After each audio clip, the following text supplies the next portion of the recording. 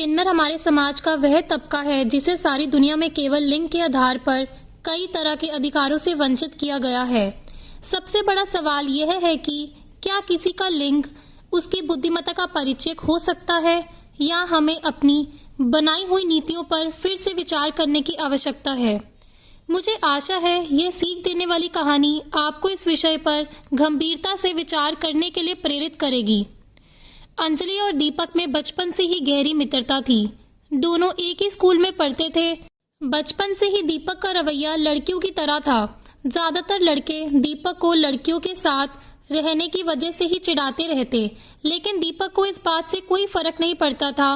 लेकिन जैसे ही दीपक 10वीं क्लास पहुंचा, उसने अपने घर पर लड़कियों की तरह कपड़े पहनने शुरू कर दिए। दरअसल दीपक किन्नर था, लेकिन उसके माता पिता ने यह बात सभी से छुपा कर रखी और अपने बच्चे को सबकी नज़रों से बचाकर लड़कों की तरह पालते रहे। लेकिन अब दीपक को लड़कों की तरह रहने में घुटन होने लगी थी, क्योंकि उसे अंदर से एहसास था कि उसका शरीर भले ही लड़की की तरह दिखता हो, लेकिन उसकी भावनाएं लड़कियों की तरह है और उसे यही जीवन पसंद है। बस फिर क्या था, दीपक ने अपने वास्तविक रूप को पूरी तरह अपना लिया और स्कूल पहुंच गया। उसके बदले हुए रूप को देखकर स्कूल में मौजूद छात्र छात्राओं के साथ शिक्षक भी हैरान हो गए। लेकिन अंजलि अपने दोस्त के पास पहुंचकर उसके नए रूप के बारे में पूछने लगी। दीपक ने रोते हुए अंजलि को अपनी असलियत बता दी। हालांकि अंजलि ने उसे दिलासा देते हुए कहा, तो क्या फर्क पड़ता है, मैं तुम्हारी दोस्त हूँ और हमेशा रहूंगी। लेकिन अंजलि को डर था कि दीपक के इस बदले रूप को स्कूल के बाकी बच्चे स्वीकार करेंगे या नहीं। हुआ भी ऐसे ही। पहले ही दिन दीपक को पूरी क्लास के सामने जलील होना पड़ा। सभी विद्यार्थियों ने उसके लड़कियों वाले कपड़े देख उसका मजाक उड़ाना शुरू कर दिया। लेकिन जब बात सर के ऊपर हो गई तो दीपक रोते हुए अपने घर वापस आ गया। दीपक के साथ हुए बुरे बर्ताव की वजह से उसके पिता को बहुत बुरा लगा। वे अपने बेटे को लेकर स्कूल पहुंचे और उन्होंने शिक्षकों को अपने बेटे की सच्चाई बताते हुए कहा कि मैंने अब तक सबसे छुपा कर रखा था कि मेरा बेटा किन्नर है, लेकिन अब बात सबके सामने आ चुकी है, तो मैं आपसे चाहता हूं कि विद्यालय में दीपक को लड़कियों की तरह कपड़े पहनकर आने की इजाजत दी जाए। लेकिन प्रशासनिक नियमों के तहत लिंग के आधार पर शिक्षा देने का चलन कई वर्षों से चला आ रहा था। इसीलिए स्कूल के प्रबंधक ने दीपक को निष्कासित कर दिया। स्कूल से अपना नाम हटाए जाने से दीपक टूट चुका था, लेकिन उससे भी ज्यादा तकलीफ अंजलि महसूस कर रही थी। उसे समाज और प्रशासन के बनाए हुए लिंग आधारित शिक्षा पद्धति पर क्रोध आ रहा था। उसने तय किया कि वह दीपक को इंसाफ दिलवाकर रहेगी।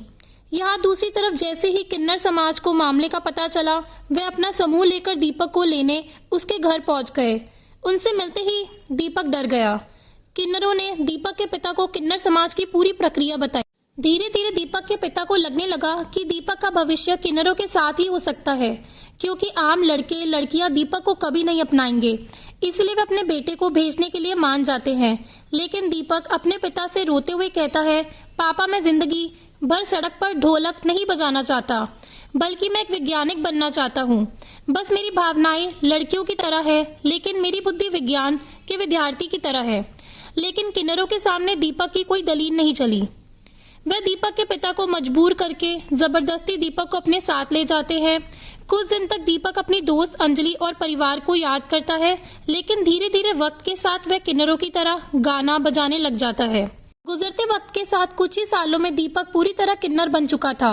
एक दिन दीपक ने अपने गले में ढोलक टांगे हुए ट्रैफिक सिग्नल पर ताली बजाते हुए एक कार का दरवाजा खटखटाया। जैसे ही कार का गेट खुला, दीपक अपना मुंह छुपाने लगा। दरअसल कार के अंदर अंजलि अपने पति के साथ बैठी थी।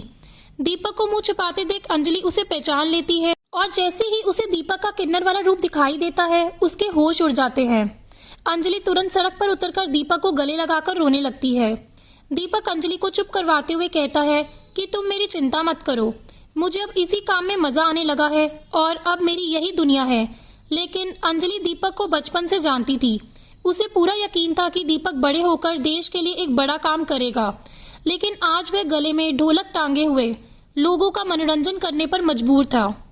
बस फिर क्या था, अंजलि ने दीपक को इंसाफ दिलवाने का बीड़ा उठा लिया। अंजलि के पति एक वकील थे, इसीलिए उन्होंने अपनी पत्नी की बात से सहमत होकर किन्नरों को स्त्री पुरुष की तरह समान अधिकार दिलाने हेतु मुकदमा दर्ज करा दिया। यह मामला अपने आप में बहुत बड़ा था, इसीलिए न्यायाधीश ने मामले को सरकार के अधिकारों का हवाला देते हुए अनिश्चित काल तक स्थगित कर दिया। लेकिन अंजलि कहाँ रुकने वाली थी। उसने किन्नर समाज से मिलकर एक आंदोलन की शुरुआत कर दी। धीरे धीरे आंदोलन का रूप विशाल होता गया। आंदोलन की नेतृत्व कर रही अंजलि ने अपने आक्रामक तेवरों से पूरे मीडिया जगत में तहलका मचा दिया। देखते देखते मुद्दा अंतर्राष्ट्रीय होने लगा। जब नेताओं को किन्नरों के आंदोलन की ताकत का पता चला तो वे तुरंत अधिकारियों के साथ किन्नरों की मांग सुनने पहुंच गए। अंजलि ने सार्वजनिक दलीलें देते हुए कहा कि किन्नर समाज अब एक मनुष्य की तरह सामान्य अधिकार चाहता है। जिस तरह स्त्री और पुरुष को पढ़ने लिखने नौकरी करने का अधिकार होता है, उसी तरह से किन्नरों को भी होना चाहिए। क्या किसी की बुद्धि और विवेक की कोई कीमत नहीं?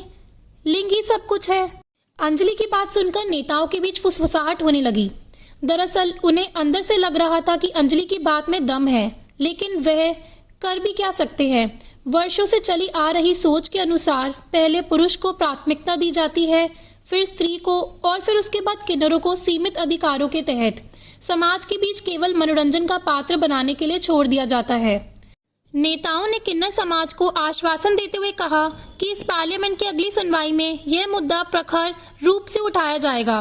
तब तक के लिए आप लोग अपना आंदोलन रोक दीजिए, अन्यथा कानून व्यवस्था को संभालना मुश्किल हो जाएगा।